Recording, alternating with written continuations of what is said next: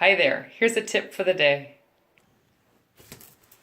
Okay, so today I'm gonna show you a way that you can strain larger flake glitters out. So we had a recent shoot called the boutique shoot, and in that we had gold and silver and black glitter in let's say I think it's 5 different flake sizes, and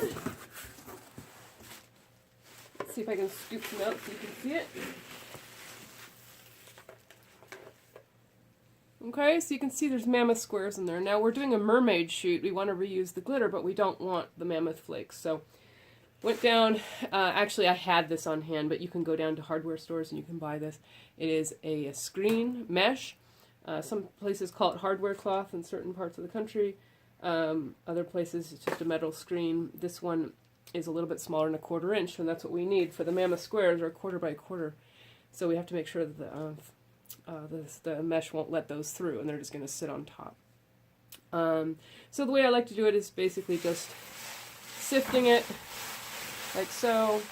If I were doing a whole lot of it, I would do it over like a 30-gallon trash bag, so I had a lot of surface. In this case, I don't need to do a lot, so I'm just going to do it over this little trash can where I'm collecting it in a plastic bag.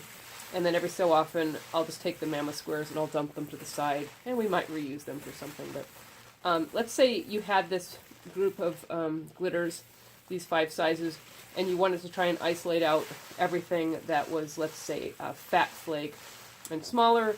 You can go and you can find a different size screen. Like, for example, we have like 5 or 6 of these screens based on whatever flake we happen to be wanting to capture.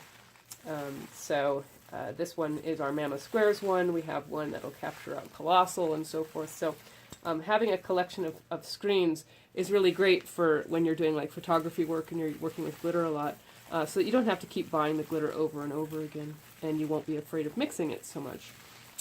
Mixing in terms of flake sizes. So anyway, I'm just going to keep going here, finish off, and just wanted to give you this little tip.